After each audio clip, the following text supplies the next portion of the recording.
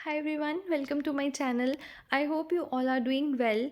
तो जैसे कि आप सबको पता है, कुछ दिन पहले ही जेकेएसएसबी ने एग्ज़ाम कैलेंडर रिलीज़ किया था आने वाले एग्ज़ाम्स के लिए, जिसमें टेंटेटिव डेट्स जो हैं बहुत सारे एग्ज़ाम्स की मेंशन की गई थी उसमें। तो अगर पर्टिकुलरली मैं फाइनेंस अकाउंट असिस्टेंट की बात करूं तो उसका जो आपका एग्ज़ाम है वो शेड्यूल हुआ है टेंटेटिवली अप्रैल में। तो यानी कि आपके पास 3 मंथ्स हैं। तो जिन लोगों ने ऑलरेडी प्रिपेयर किया है उस एग्ज़ाम के लिए, वो लोग अपनी प्रिपरेशन को और अच्छे से करें, चीज़ों को रिवाइज़ करें, और जिन्होंने नहीं किया था वो भी अपनी प्रिपरेशन को स्टार्ट करें। तो I am thinking of making complete series on the general science section, तो जिसके लिए पहली वीडियो मैं आज बनाने जा रही हूँ। तो पहला जो टॉपिक आपका उसमें मेंशन है वो है न्यूटन्स लॉ ऑफ मोशन, यानी कि फ़िज़िक्स से आपका जो सिलेबस है वो स्टार्ट है जनरल साइंस का। तो 10 मार्क्स का आपका रहेगा कंप्लीट सिलेबस जनरल साइंस का, जिसमें पहला आपका टॉपिक है न्यूटन्स लॉ ऑफ मोशन। तो आज की वीडियो में मैं वही डिस्कस करूँगी, न्यूटन्स लॉ ऑफ मोशन। तो मैं ट्राई करूँगी कि मैं बहुत ही बेसिक और सिंपल तरीके से चीज़ों को एक्सप्लेन कर पाऊँ। तो अगर आपको वीडियोस पसंद आती हैं तो you can like, share and subscribe to my channel. तो स्टार्ट करते हैं न्यूटन्स लॉ ऑफ मोशन। तो न्यूटन्स लॉ ऑफ मोशन, ये आई थिंक सभी को पता होगा कि जो सर इसाक न्यूटन थे, उन्होंने ये 3 लॉज डिस्कवर किए थे। Newton's first law of motion, Newton's second law of motion and Newton's third law of motion. तो ये हैंड रिटन नोट्स हैं, ये मैंने आज ही लिखे हैं, तो इसलिए मैं यहीं से आपको एक्सप्लेन करूँगी। तो मैं अपना बेस्ट ट्राई करूँगी कि मैं अच्छे से आपको एक्सप्लेन कर पाऊँ। तो Newton's first law of motion जो है ये क्या कहता है? न्यूटन्स फर्स्ट लॉ के अकॉर्डिंग क्या है कि कोई भी ऑब्जेक्ट है या कोई भी बॉडी है, वो जिस स्टेट में है वो उसी स्टेट में रहेगी अनलेस और अनटिल आप उस पे कोई एक्सटर्नल फोर्स नहीं अप्लाई करोगे। तो इसकी मैं एग्ज़ाम्पल लेके आपको समझाऊंगी। जैसे नीचे यहाँ मैंने बॉल बनाई हुई है, तो ये बॉल जब तक ये रेस्ट में है तो ये रेस्ट में ही रहेगी जब तक हम इस पे कोई एक्सटर्नल फोर्स नहीं अप्लाई करेंगे। वहीं आप नीचे देखिए, इसमें ये जो बॉल है ये रनिंग मोशन में, यहाँ मैंने दिखाने की कोशिश की है कि ये बॉल जो है ये मोशन में है। तो ये बॉल जो है ये मोशन में ही रहेगी जब तक हम इसमें कोई एक्सटर्नल फोर्स नहीं अप्लाई करेंगे जिसकी वजह से ये बॉल रुक पाए। तो यही कहता है फर्स्ट लॉ ऑफ मोशन कि जो बॉडी जिस स्टेट में है वो उसी स्टेट में रहेगी जब तक हम उस पर कोई एक्सटर्नल फोर्स नहीं अप्लाई करेंगे। तो यही डेफिनेशन मैंने यहाँ लिखी हुई है। Newton's first law states that a body at rest or uniform motion will continue to be at rest or uniform motion until and unless a net external force acts on it। तो यही इसमें लिखा हुआ है कि जो body जिस state में है वो उसी स्टेट में रहेगी जब तक हम उसमें कोई एक्सटर्नल फोर्स नहीं अप्लाई करेंगे। तो फर्स्ट लॉ ऑफ मोशन जो है, Newton's first law of motion, उसको लॉ ऑफ इनर्शिया भी कहा जाता है। तो inertia is again a state of rest और मोशन। इसमें भी यही एक्सप्लेन किया गया है कि कोई भी जो बॉडी है वो जिस स्टेट में है वो उसी स्टेट में रहेगी जब तक हम उसमें कोई एक्सटर्नल फोर्स नहीं अप्लाई करेंगे। तो on the basis of the type of state of an object, inertia is divided into 3 types: inertia of rest, inertia of motion और inertia of motion in a direction। तो इसी के basis पे ही inertia को 3 types में divide किया गया है: inertia of rest, inertia of motion and inertia of motion in a direction. तो इसका मतलब क्या है इनर्शिया ऑफ रेस्ट? कि मतलब जो बॉडी है वो रेस्ट में ही रहेगी जब तक हम उसमें कोई एक्सटर्नल फोर्स नहीं अप्लाई करेंगे। एंड इनर्शिया ऑफ मोशन का मतलब भी वही है कि जो बॉडी मोशन में है वो मोशन में ही रहेगी जब तक हम उस पर कोई एक्सटर्नल फोर्स नहीं अप्लाई करेंगे।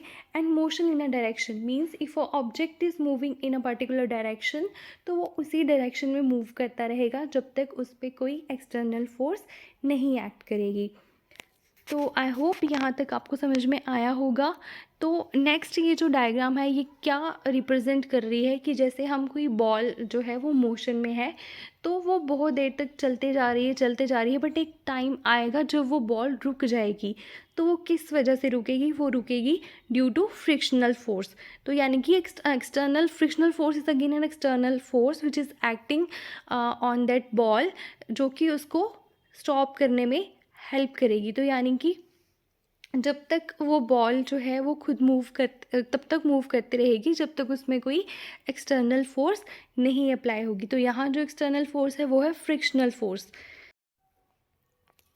तो अब हम देखते हैं examples of first law of motion. तो फर्स्ट एग्जाम्पल जो मैंने यहाँ लिखी हुई है, moving forward when a sudden brake is applied. तो जब हम किसी गाड़ी में बैठे होते हैं, अपनी कार में या किसी पब्लिक बस में हम बैठे होते हैं, तो जब भी सडनली ब्रेक लगती है गाड़ी में, तो हमारी बॉडी भी क्या करती है? हमारी बॉडी भी फॉरवर्ड डायरेक्शन में मूव करती है। तो उसका रीज़न क्या है? बिकॉज जब बस मूव कर रही होती है तो हमारी बॉडी भी मोशन में होती है। तो जब सडनली ब्रेक लगती है तो हमारी बॉडी क्या करती है? फॉरवर्ड डायरेक्शन में मूव करती है। तो जैसे इसमें मैंने लिखी हुई है एग्जांपल सीट बेल्ट की। तो सीट बेल्ट जो है वो हमें क्यों रिकमेंड की जाती है? बिकॉज जब हम गाड़ी ड्राइव कर रहे होते हैं या गाड़ी में बैठे होते हैं, तो क्या होता है, गाड़ी के साथ साथ हमारी बॉडी भी मोशन में आती है। तो अनफॉर्चुनेटली भगवान ना करे अगर किसी का कुछ एक्सीडेंट वगैरह हो जाए, तो सडनली गाड़ी रुक जाती है और हमारी बॉडी मोशन में होने की वजह से हमारी बॉडी भी आगे की तरफ मूव करती है। तो उससे क्या होता है? लगने के चांसेस रहते हैं।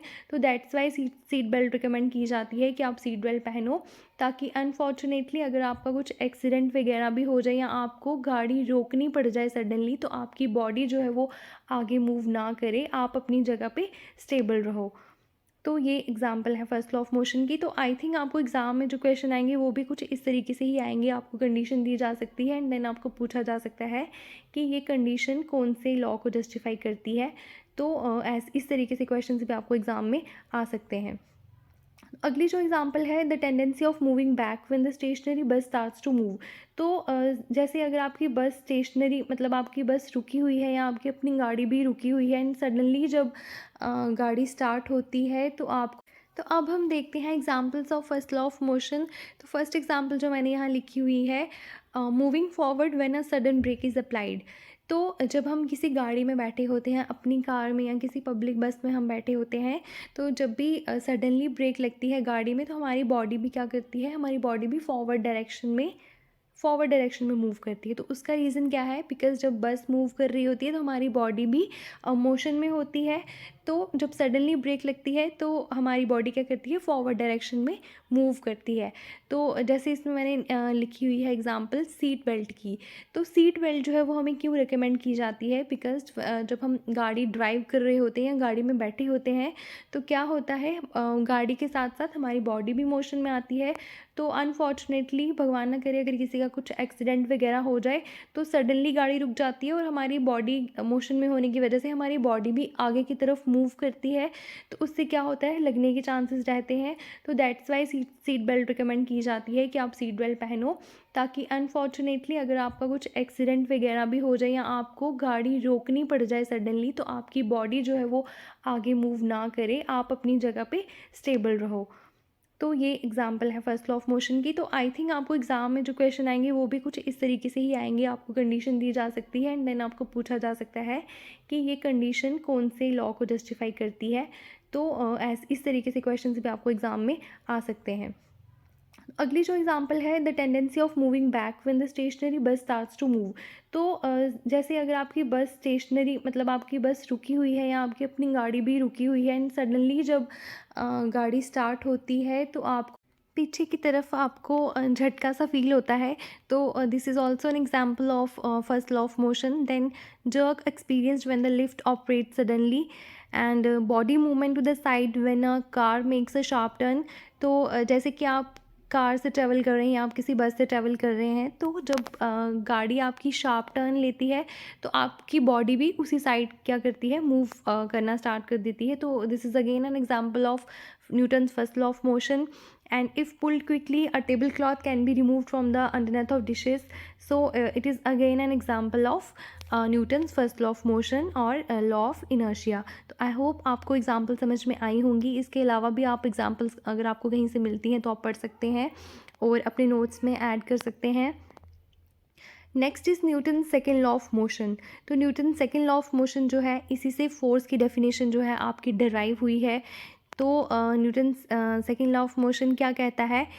Acceleration of an object as produced by a net force is directly proportional to the magnitude of net force and inversely proportional to the object mass. तो अगर सिंपल लैंग्वेज में अगर मैं कहूँ तो क्या है कि एक ऑब्जेक्ट की जो एक्सेलरेशन है वो एक्सेलरेशन मैं आपको आगे बताऊंगी कि एक्सेलरेशन क्या होती है. एक्सेलरेशन किस पे डिपेंड करती है कि उस ऑब्जेक्ट पे कितनी फोर्स अप्लाई हो रही है. Acceleration is directly proportional to the force and it is inversely proportional to the object mass. और ऑब्जेक्ट का मास कितना है उसके इन्वर्सली प्रोपोर्शनल होती है एक्सेलरेशन. यही मैंने यहाँ पे लिखा हुआ है. Acceleration is directly proportional to the magnitude of the net force and inversely proportional to the object mass. तो यहाँ मैंने जो डायग्राम बनाई हुई है यहाँ से आप देख सकते हैं कि ये जो ऑब्जेक्ट है इस पे जो फोर्स है वो किसकी इक्वल होगी? मास इनटू एक्सेलरेशन. तो ये हम आगे डिराइव करेंगे कि फोर्स जो है वो मास इनटू एक्सेलरेशन के इक्वल कैसे होती है. ये हम आगे डिराइव करेंगे. तो जैसे इस डायग्राम में आप देख सकते हैं यहाँ क्लियरली ये बताने की कोशिश की गई है कि जितनी ज़्यादा फोर्स लगेगी इस ऑब्जेक्ट पे उतनी ही ज़्यादा ये ऑब्जेक्ट जो है वो मूव करेगा, उतनी ज़्यादा ही एक्सेलरेशन होगी. तो यही है Newton second law of motion. इसीलिए सेकेंड लॉ ऑफ मोशन को law of force and acceleration भी कहा जाता है. तो अगर इसकी मैथमेटिकल इक्वेशन की बात करूं तो F is directly proportional to dp/dt. अब आप सोचोगे कि ये dp/dt क्या है. जो साइंस बैकग्राउंड के हैं उनको तो समझ में आएगा. जो साइंस बैकग्राउंड के नहीं है उनको लगेगा कि ये पता नहीं क्या है. तो ये कुछ नहीं है, इसमें यही लिखा हुआ है कि force is directly proportional to the time rate of change of momentum. P क्या है? P is momentum. मोमेंटम भी हम आगे देखेंगे कि मोमेंटम क्या होता है. तो फिलहाल के लिए आप इतना याद रख सकते हैं इस इक्वेशन को, that F is directly proportional to dp/dt. ये भी इस इक्वेशन इस लॉ को हम ऐसे भी एक्सप्लेन कर सकते हैं. और जैसे मैंने पहले बताया कि acceleration is directly proportional to force and inversely proportional to the mass of the object. तो ये डिफरेंट एक्सप्रेशंस हैं, डिफरेंट इक्वेशंस हैं जिससे हम इस लॉ को एक्सप्रेस कर सकते हैं. तो यहाँ अगर इस इक्वेशन की मैं बात करूँ तो यहाँ F is force and P is linear momentum. तो इसमें अब हम देखते हैं कुछ इंपॉर्टेंट टर्म्स जो कि इसमें यूज़ होंगी. तो पहली क्या है? वेलोसिटी. वेलोसिटी क्या है? Velocity is the directional speed of an object in motion.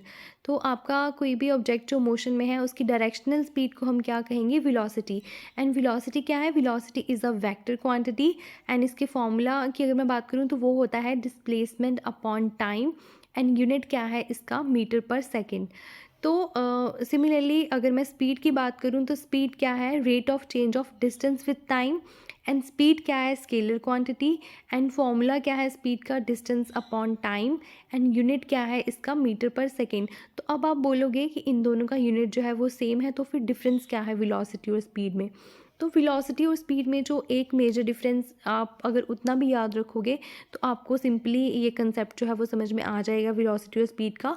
तो डिफरेंस क्या है कि वेलोसिटी में हम बात करते हैं डायरेक्शन की, लेकिन स्पीड में हम डायरेक्शन की बात नहीं करते हैं. इसीलिए स्केल जो है वेलोसिटी जो है it is a vector quantity and speed जो है वो क्या है? Scalar quantity. इसीलिए वेलोसिटी को डायरेक्शनल स्पीड भी कहा जाता है. एंड स्पीड में तो डायरेक्शन की बात होती ही नहीं है. तो अगर मैं सिंपली आपको एग्जांपल देके बताऊं कि अगर मैं कहूँ कि एक car is moving with a speed of 60 kilometre per hour, तो वो क्या हो गया? It is a speed. But अगर मैं आपको कहूँ कि car is moving with the speed of 60 kilometre per hour in east direction, तो वो होगी वेलोसिटी. तो आपको एक ही मेजर डिफरेंस इसमें याद रखना है कि जब हम डायरेक्शन की बात करेंगे तो उसमें आप वो होगी आपकी वेलोसिटी. एंड जिसमें हम डायरेक्शन की बात नहीं करेंगे वो होगी आपकी स्पीड. तो दोनों का यूनिट क्या है? दोनों का यूनिट है मीटर पर सेकेंड. अब आपको एक डिफरेंस यहाँ पे याद रखना है डिस्प्लेसमेंट और डिस्टेंस का. तो बेसिकली जो वेलोसिटी और स्पीड में डिफरेंस है, वो डिफरेंस आता ही डिस्प्लेसमेंट और डिस्टेंस की वजह से है। तो डिस्प्लेसमेंट में क्या होता है, displacement is the change in the position of an object in a particular direction, तो उसको हम कहेंगे डिस्प्लेसमेंट। लेकिन डिस्टेंस में क्या है, simply measurement of length between the 2 points covered by an object, उसको हम कहेंगे डिस्टेंस। तो यानी कि डिस्टेंस में डायरेक्शन की बात नहीं होती है, वेयर एज डिस्प्लेसमेंट में डायरेक्शन की बात होती है। तो इसीलिए जो डिफरेंस है वो आता है वेलोसिटी और स्पीड में। तो आई होप आपको ये समझ में आया होगा। एंड अगर उसकी डिस्प्लेसमेंट की मैं बात करूँ तो डिस्प्लेसमेंट को ये भी कहा जाता है the shortest distance covered bye a object in a particular direction. तो इसको इससे भी कहा जा, तो ये भी आपको एग्जाम में पूछा जा सकता है कि shortest distance covered by an object is called as displacement, distance और व्हाट, तो ये होता है डिस्प्लेसमेंट। तो आई होप आपको यहाँ तक समझ में आया होगा। अगली जो टर्म है जो हमने यूज़ भी की थी पीछे, वो है एक्सेलरेशन। तो एक्सेलरेशन क्या होती है, तो acceleration is rate of change of velocity with time. तो एक्सेलरेशन क्या होती है, आपका वेलोसिटी का टाइम के साथ चेंज होना, उसको हम कहेंगे एक्सेलरेशन। तो उसका फॉर्मूला भी यहाँ पे लिखा हुआ मैंने, acceleration is equal to velocity upon time, and unit क्या है एक्सेलरेशन का, मीटर पर सेकेंड स्क्वायर। तो अगला जो टर्म है वो है मोमेंटम। ये भी टर्म हमने पीछे यूज़ की, इसीलिए मैं यहाँ पे आपको आगे बता रही हूँ।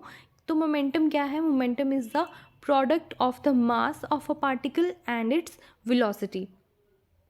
तो मोमेंटम क्या होता है, it is the product of mass of a particle and its velocity, यानी कि P is equal to m into v, where P is equal to momentum, m is the mass of the object and v is the velocity of that object. तो अगर इसके unit हम देखें तो unit क्या हो जाएगा इसका, kg मीटर पर सेकेंड। मास का जो ऐसा यूनिट है वो होगा kg, एंड वेलोसिटी का हमने ऊपर देखा, वेलोसिटी का जो यूनिट है वो है मीटर पर सेकेंड।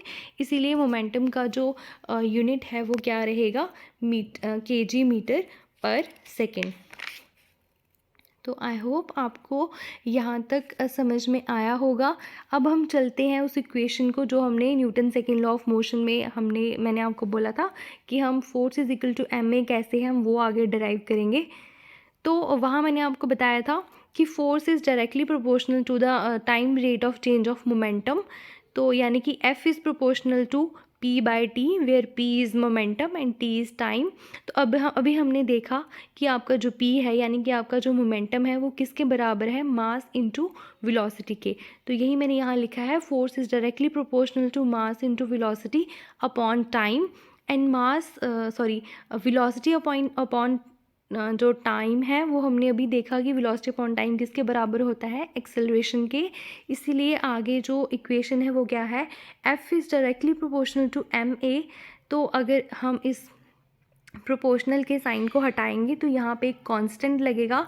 तो इसने तो आपकी इक्वेशन जो है वो क्या हो जाएगी, F is equal to k m a, where k is constant and the value of k is equal to 1 in SI unit, therefore F is equal to ma।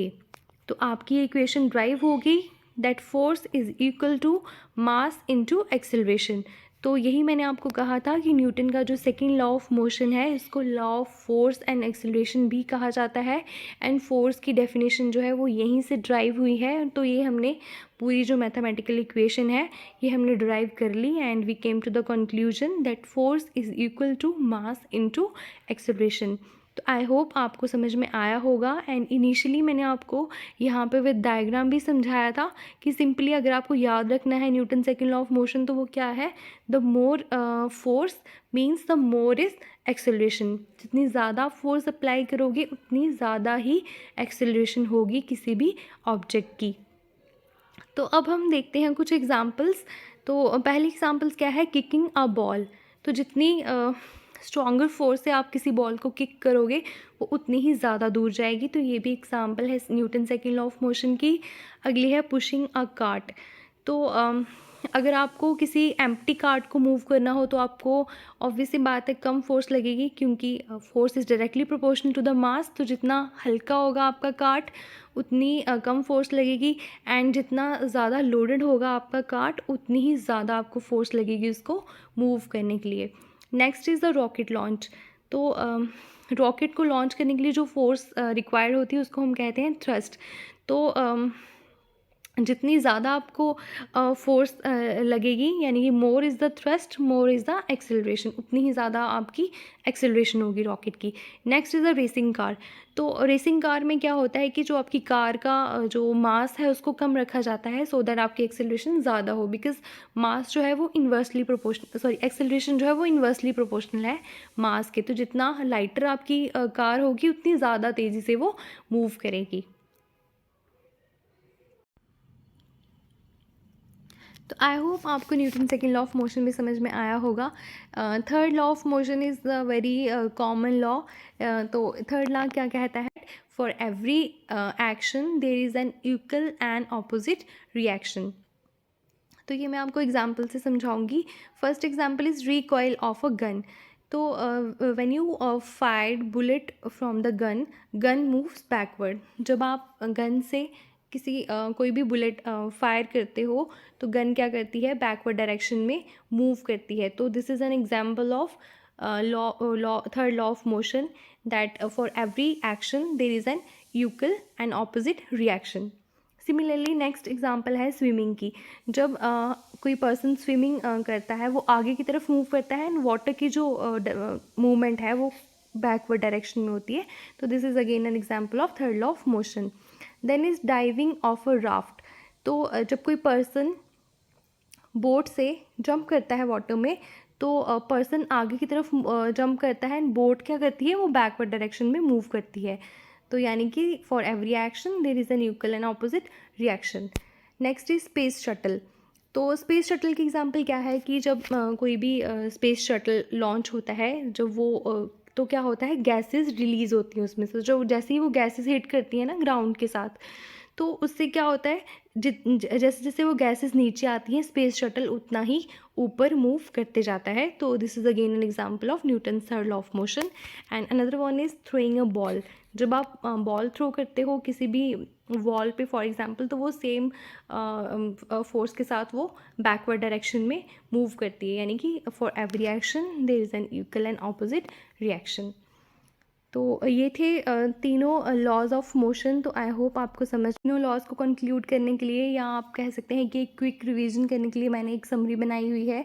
तो इसमें हम देख लेते हैं Newton three law of motion, जिसमें Newton first law of motion, second law, third law को मैंने short form में एक्सप्लेन किया हुआ है। तो न्यूटन फर्स्ट लॉ सबसे पहले देख लेते हैं। मैंने आपको कहा था कि न्यूटन फर्स्ट लॉ क्या कहता है कि कोई भी बॉडी जिस स्टेट में है वो उसी स्टेट में रहेगी जब तक हम उस पर कोई एक्सटर्नल फोर्स अप्लाई नहीं करेंगे। तो यही लिखा हुआ है that moving object keep moving and object at rest stays at rest unless or until an external force is applied on it। And उसके अलावा मैंने आपको बताया था कि न्यूटन फर्स्ट लॉ को हम लॉ ऑफ इनर्शिया भी कहते हैं। तो अब देखते हैं Newton second law. Newton second law में मैंने आपको फोर्स की वो पूरी मैथमेटिकल इक्वेशन डिराइव करके बताई थी कि कैसे फोर्स जो है वो इक्वल होता है मास इनटू एक्सेलरेशन के। एंड न्यूटन सेकेंड लॉ में हमने देखा था कि जितनी ज़्यादा फोर्स होगी means more is the force, more is the acceleration, and more mass means less acceleration, क्योंकि हमने देखा था कि acceleration is inversely proportional to the mass of an object. So means more mass means more less acceleration. Then Newton third law में हमने अभी पढ़ा कि for every action there is an equal and opposite reaction.